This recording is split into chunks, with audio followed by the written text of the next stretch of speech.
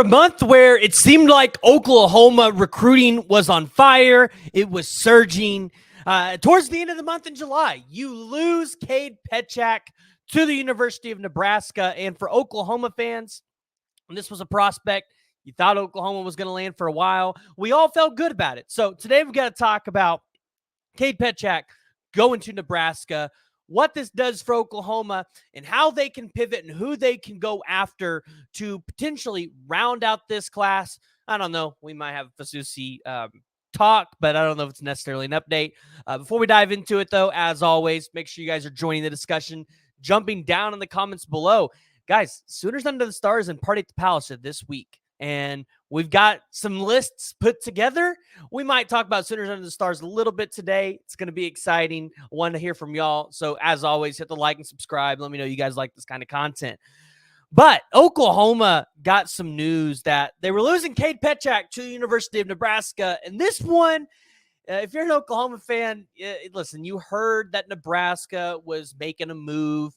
Before Nebraska, you kind of heard some rumblings about K-State, but the constant in the recruitment was always Oklahoma. Now, obviously, without saying it, listen, NIL was a factor here. Kade Pietrzak ending up at Nebraska is an NIL move, but it's a very good move for Nebraska, and one that I don't think necessarily hurts Oklahoma in a big way. Here's the reason why. Oklahoma already has a couple edge guys in this class. You're likely probably going to return a lot of your elite guys next year. And you can always go to the portal and find a really solid edge guy. So, you know what? Losing Kade Pietrzak to Nebraska, it sucks. But if Nebraska goes out there and has a really crappy season, maybe they can turn this recruitment around, maybe try to flip in. But also, Oklahoma could try to target other edge guys in this class as well. So it might not be over for Miguel Chavis, but losing Kade Pietrzak, it's really good for Nebraska. Doesn't necessarily hurt Oklahoma all that much just because you've already got guys at that position already currently committed. But I know you all want to hear about Michael Fasusi. And although there's really not a lot to talk about here with the five-star offensive tackle, the best left tackle in the entire country, he shut it down, guys. His recruitment is shut down. He's not really talking to anybody at this point. He wants to keep his recruitment a surprise. He wants to surprise people around him. So for Michael Fasusi, guys, Oklahoma, Texas A&M, those are the three programs you're really watching here. It feels like Oklahoma's the leader. Talk to somebody that does stuff around Texas recruiting. It felt like they were even leaning a little bit towards Oklahoma. Although, I will say, all of this is subject to change the week before his recruitment when everybody makes their final pitches and their final NIL offers. The question is if Oklahoma offers a little less than Texas, will Fasusi take a discount to come play at Oklahoma, be developed by Bill Bedenbaugh, who you guys have heard many times right here on this podcast. He loves Bill Bedenbaugh. He loves the development, his relationship with him. So we'll have to see how all of that actually shapes out and how that works in Oklahoma's favor towards the end of this recruitment, which the commitment date is set for August 21st. The other five-star offensive tackle, Andrew Babalola. Oklahoma fans, listen, it's Michigan right now as the leader. Oklahoma and Stanford might be tied for second, but Michigan, I think, has a pretty healthy lead there. And Sharon Moore, he's very good at development. So I know that's what Oklahoma is really trying to sell to Andrew Babalola, the development piece. Obviously, there's going to be some sort of competitive NIL offer for Andrew Babalola there.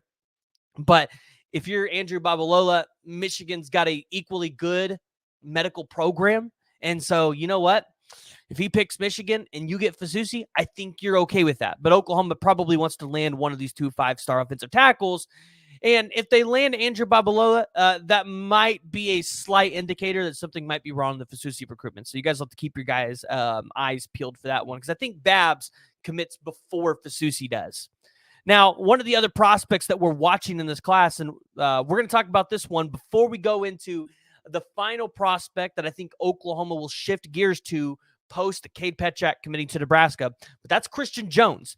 Christian Jones is the four-star linebacker out of Omaha, Nebraska. I was told just the other day from somebody, there's a good chance Christian Jones does not want to stay in Nebraska. Like, he literally told me, He's leaving the state.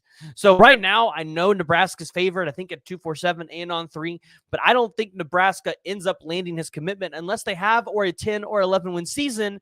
And by that time, Christian Jones is likely to be committed somewhere else. When we were talking to Christian Jones earlier in the cycle, he was saying that he wanted to have his recruitment wrapped up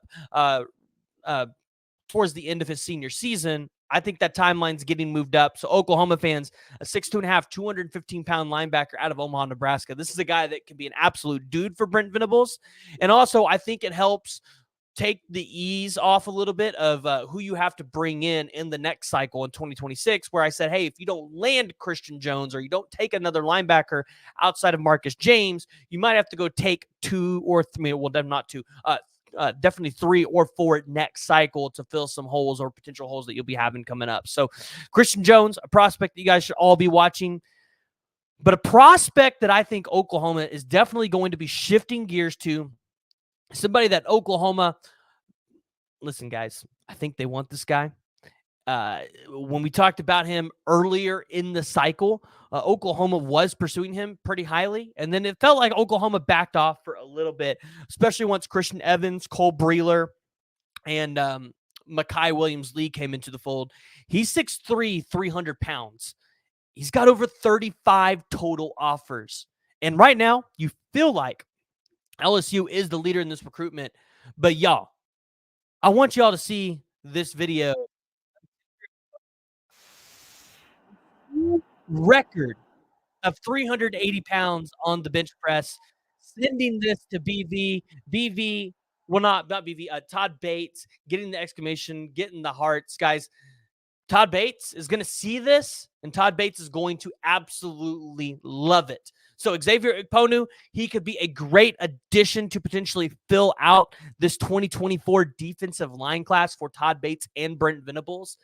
This is a guy that I think could be a really good rotational piece, maybe a guy that could even fit in at the nose tackle position. So we'll have to continue to watch this recruitment. I know that he is going to try to get up here soon, probably as close as the end of the month for a visit, and then maybe even take an official this fall during the football games. We're going to have to keep our eyes out on this. Xavier Ikponu is a prospect that you guys cannot sleep on.